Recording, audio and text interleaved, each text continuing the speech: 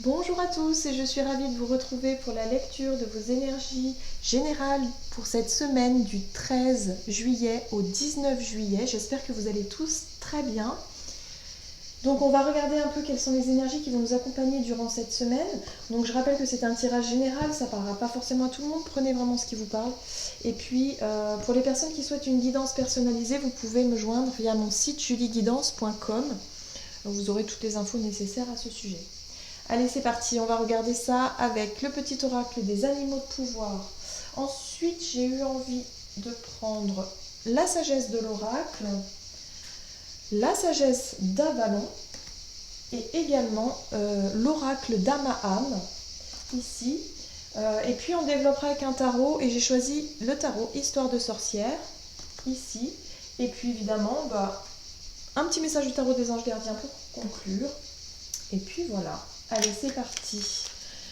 Que nous réserve un petit peu cette semaine? Quelles sont les énergies qui vont nous accompagner durant cette semaine du 13 juillet au 19 juillet 2020? Donc du 13 au 19 juillet 2020. Quels sont les messages pour nous? Hop là. Pour cette semaine qui arrive. Non, il y a trop de cartes. Donc pour cette semaine qui arrive, quel est le message? Hop. Et nous avons la belette. J'utilise mon sens de l'observation et ma vivacité d'esprit pour réagir rapidement et efficacement. Donc là, il y a l'idée ici d'être très attentive à ce qui va se passer, de vraiment attendre peut-être, d'être un petit peu dans l'attente d'une éventuelle opportunité, de quelque chose qui pourrait effectivement arriver vers nous. Ok. Qu'est-ce qu'on nous dit d'autre durant cette semaine?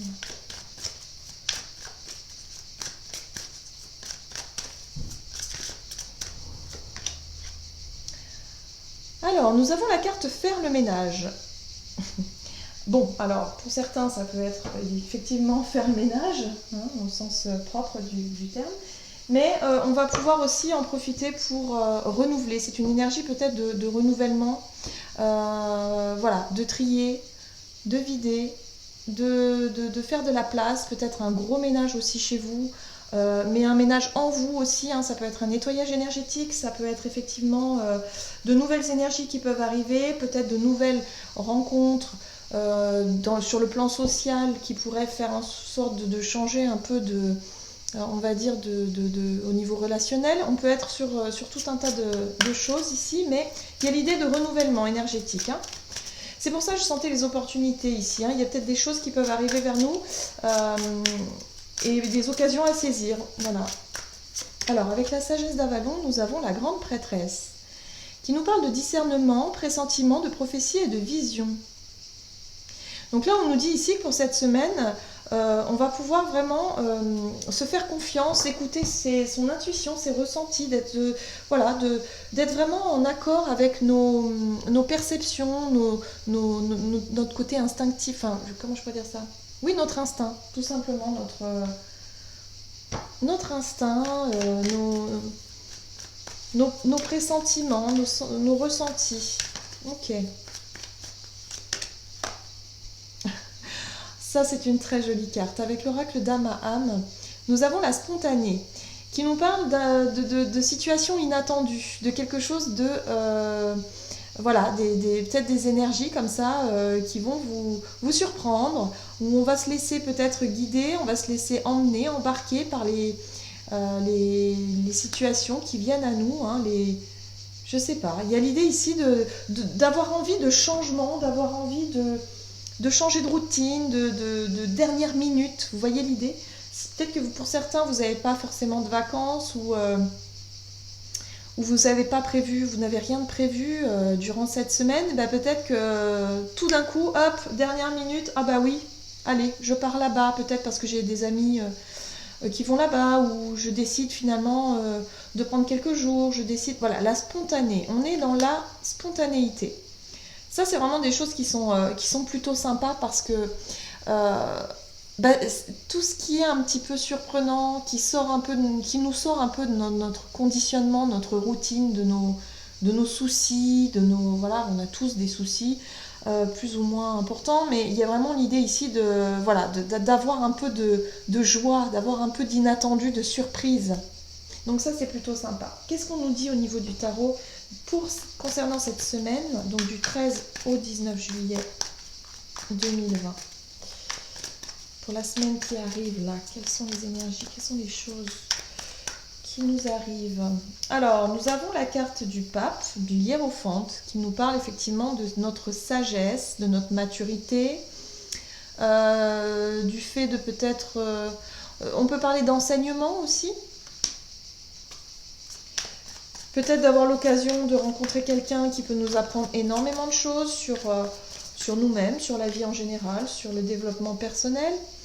On a l'énergie de la 5 de denier qui arrive vers nous également durant cette semaine. Alors pour certains, je pense qu'il y a des soucis peut-être financiers, où on va être axé sur le plan matériel, sur le fait d'avoir peur de manquer de quelque chose, manquer de temps, manquer d'argent, manquer de confort.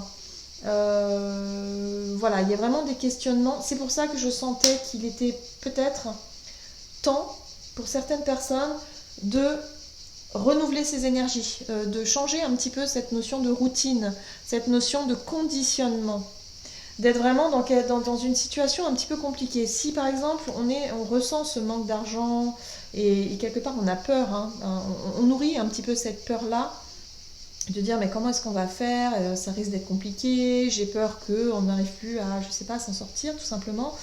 Là, il y a l'idée ici de faire preuve un peu de sagesse et de se dire bon ok,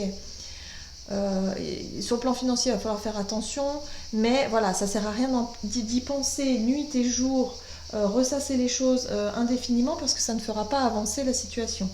Ce qui fera avancer la situation par contre, c'est d'en tirer les leçons, avec la carte du pape ici, d'en tirer les leçons et d'essayer évidemment de faire les choses au mieux. Et là, avec l'idée de spontané, c'est vraiment des choses qui peuvent arriver vers nous et qui peuvent nous inviter à sortir de ce conditionnement-là. Voilà, le chevalier de coupe qui lui nous parle d'idéaliser un peu une situation, de voir un petit peu le bon côté des choses, voilà, se concentrer sur le côté positif de la situation et décrocher un petit peu de ces idées un peu négatives là pour cette semaine. Ok.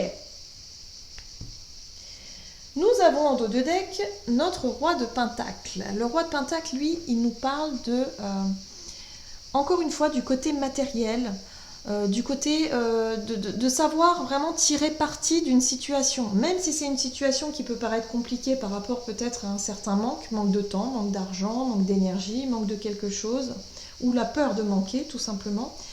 Il y a l'idée ici de se concentrer vraiment sur le positif. C'est-à-dire que oui, effectivement, vous manquez peut-être de temps, d'argent, mais vous pouvez peut-être vous raccrocher à quelque chose qui, vous savez qu'un jour ou l'autre, ça va fonctionner. Voilà, ça prendra peut-être du temps. Les pentacles, on est sur une notion de lenteur, on est sur le côté matériel, sur la matière.